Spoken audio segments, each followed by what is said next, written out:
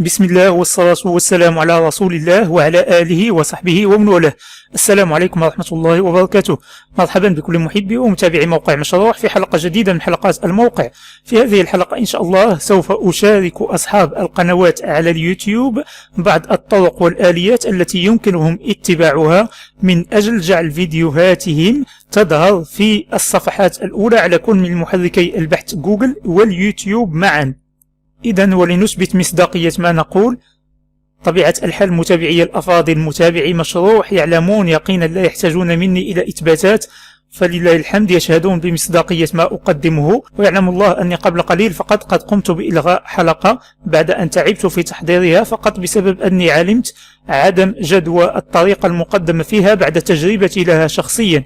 إذن هذه الخطوات التأكيدية هي فقط لمن لا يعرفني.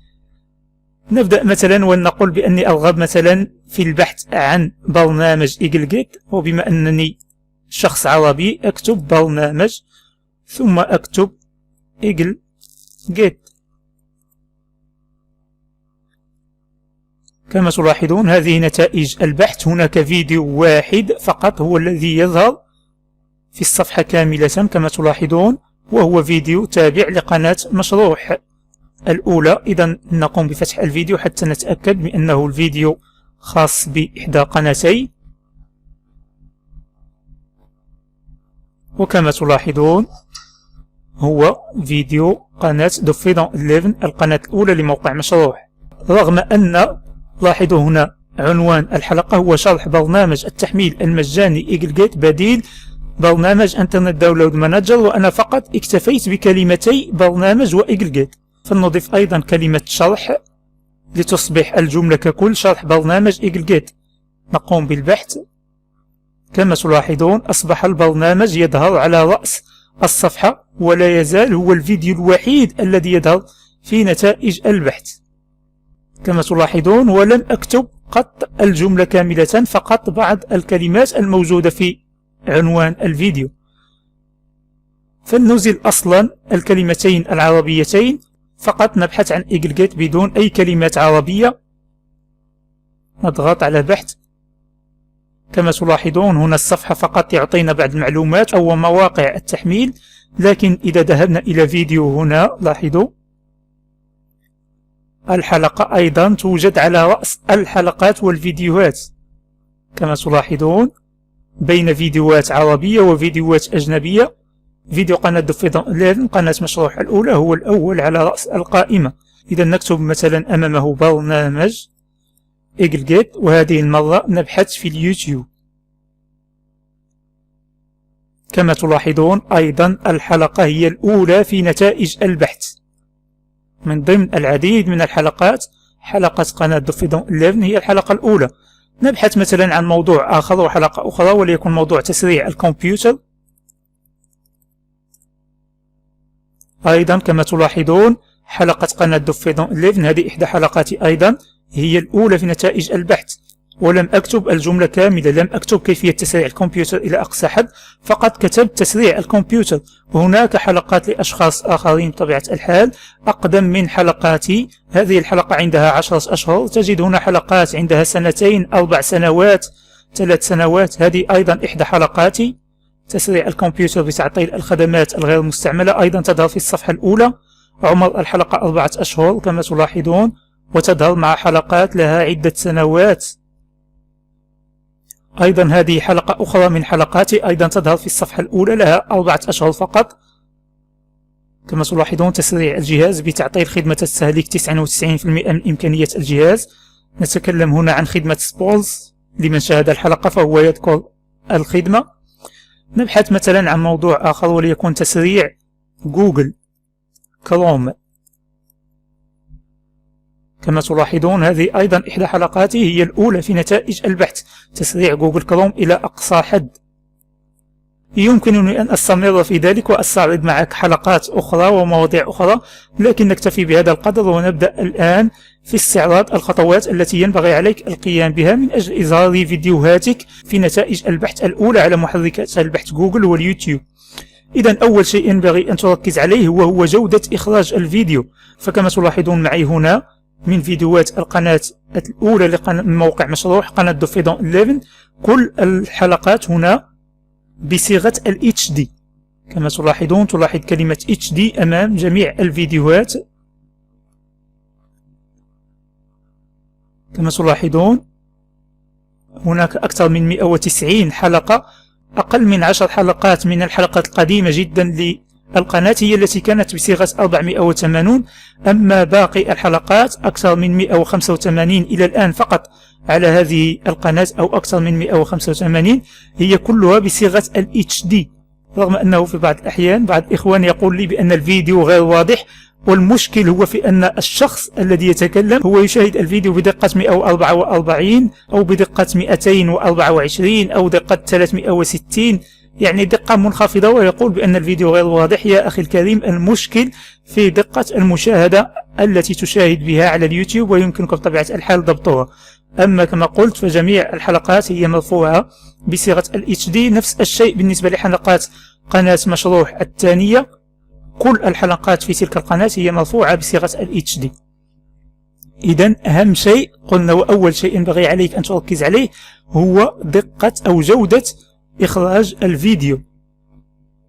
وثاني أهم شيء يمكن أن يساعد على رفع فيديوهاتك وجعلها تظهر في محركات البحث أو في نتائج البحث الأولى هو thumbnails أو مصغرات الصور. هذه تعطي طابع احترافي للفيديو، كما أنها تساعد أيضا في تحسين ترتيب الفيديو في نتائج البحث. بطبيعة الحال thumbnails أو مصغرات الصور هي متاحة فقط للأشخاص الحاصلين على شراكة مع اليوتيوب، لكن هناك بعض الطرق التي تطرح بين فينا والأخرى، ويمكن حتى لغير الحاصلين على البارتنرشيب أو الشراكة مع اليوتيوب استخدامها، مثل طريقة قديمة نوعا ما كانت تعتمد على تقسيم الفيديو إلى 3 أجزاء وإضافة الجزء الثالث كصورة، أو إضافة صورة إلى الجزء الثالث، ثم بعد ذلك بعد رفع الفيديو تقوم بإزالتها عن طريق محرر الفيديو. وهذه الطريقة تم اكتشافها عن طريق اليوتيوب وتم إيقافها. بعض الطرق تطرح أحيانا ويتم إيقافها إن كانت غير مشروعة ولا توافق سياسة اليوتيوب. ثم من الأشياء المهمة أيضا وهو عنوان الفيديو أو عنوان الحلقة، هذا مهم للغاية.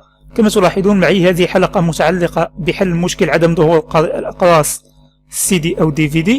أنا هنا وضعت عنوان يقدم حل مباشر، يعني لم أكتب في العنوان كيف يمكنك أن تحل مشكل عدم ظهور أو ما هي الطرق التي ينبغي عليك أن تتبعها لحل مشكل عدم ظهور. لا تفعل هذا، يعني جمل مثل هذه جمل طويلة لا ينبغي أن تتخذها كعنوان، بل ينبغي عليك أن تبحث على أقصر الجمل والجمل الأكثر استهدافا للموضوع، موضوع الحلقة. أيضا كما تلاحظون معي هنا عندنا في الديسكريبشنز أو الوصف سطرين هما أهم ما في هذا الوصف.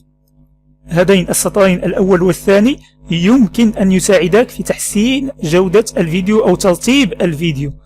فكما تلاحظون العنوان هو حل مشكلة عدم ظهور قارئ الأقراص CD DVD، لكن هنا في الوصف كتبت حلقة تعليمية أخرى نرى فيها ليس حل وإنما طريقة حل مشكل، وليس عدم ظهور وإنما اختفاء، وليس قارئ الأقراص وإنما محرك الأقراص.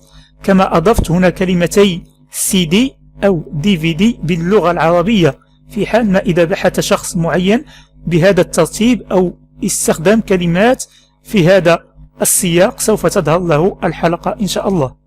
إذن مهم أن تعرف أو أن تستهدف الكلمات التي تظن بأن الباحث أو الشخص يبحث عنها، أو صاحب المشكل بطبيعة الحال، أو الذي يستهدف الموضوع، موضوع الحلقة الخاصة بك. ثم بطبيعة الحال عندنا هنا التاجز أو العلامات، أيضا من الأمور المهمة جدا. أول شيء فقط تجعل عنوان الحلقة أو الفيديو هو أول وصف هنا تدخله في العلامات، تكتبها بطريقة عادية. مثلا نكتب شرح كيفية حل مشكل اختفاء قارئ الأقراص، هكذا، وتضغط على أنتر وتكتب ما تظن بأن الباحث سوف يبحث عنه. ثم أيضا ينبغي أن تراعي أن تختار نفس الفئة من هنا. كما تلاحظون عندك مجموعة من الفئات، اجعل نفس الفئة لجميع فيديوهاتك. هذا أيضا يجعل فيديوهاتك مترابطة ويجعلها تعزز بعضها البعض، مما يساعد على تحسين أداء أو تحسين ظهور الفيديو في نتائج البحث. إذا اخترت مثلا علوم أو تكنولوجيا، إذا كنت تستهدف أو قناتك أو موقعك عن مواضيع التكنولوجيا والتقنية، فاختر التكنولوجيا والتقنية لجميع فيديوهاتك. أيضا هناك بعض الإعدادات المتقدمة. هنا في الإعدادات المتقدمة يمكنها أن تقدم لك بعض العون، هو تحديد موقع الفيديو بالضغط على بحث، ثم تقوم بإدخال الموقع أو المنطقة التي تستهدفها. مثلا في حالتي تكتب مثلا موروكو المغرب. أيضا هنا يمكنك تحديد التاريخ، فقط تضغط على اليوم عند الانتهاء من تعديل الفيديو، تضغط على اليوم وسوف يعطيك تاريخ التسجيل. هذا أيضا من الأمور التي يمكن أن تساعد ولو بنسبة قليلة. ثم من الأمور المهمة للغاية هي جودة المحتوى، جودة ما تقدمه، لا من حيث الموضوع ولا من حيث طريقة الإلقاء، وأيضا من حيث جودة المونتاج. وقد سبق وشرحت بطبيعة الحال برنامج كامتازيا ستوديو في نسخته 8 يمكنك استخدامه في تقديم شروحاتك. هو برنامج احترافي وسهل في متناول الجميع. كانت هذه بعض أهم النقاط التي أستخدمها شخصيا أثناء إعداد حلقاتي على القناتين الأولى والثانية. وكما لاحظنا بالدليل فالطرق فعالة للغاية، والفيديوهات وترتيب الفيديوهات في محركات البحث خير دليل على ذلك. إن أعجبتك الحلقة بطبيعة الحال وهذا ما أتمناه، فقم بإبداء إعجابك بالضغط على زر لايك. أيضا قم بمشاركة الحلقة مع أصدقائك لتعم الفائدة وأيضا لتدعم القناة. كما يمكنك بطبيعة الحال دائما زيارة موقع مشروح للمزيد من الحلقات والمقالات المتميزة وأيضا الحصرية. وأدعوك للاشتراك في قناتي مشروح الأولى والثانية إن لم تكن من مشتركيهما بعد، لتبقى على اطلاع بجديد القناتين. كما أدعوك للانضمام إلى متابعي ومحبي مشروح على الشبكات الاجتماعية الفيسبوك، تويتر وجوجل بلس، وأسعد بصداقتك على صفحتي الشخصية على الفيسبوك. كل معلومات التواصل تجدها على موقع مشروح وأيضا في وصف الحلقة على اليوتيوب. إلى أن ألقاك إن شاء الله في الحلقة المقبلة. السلام عليكم ورحمة الله وبركاته.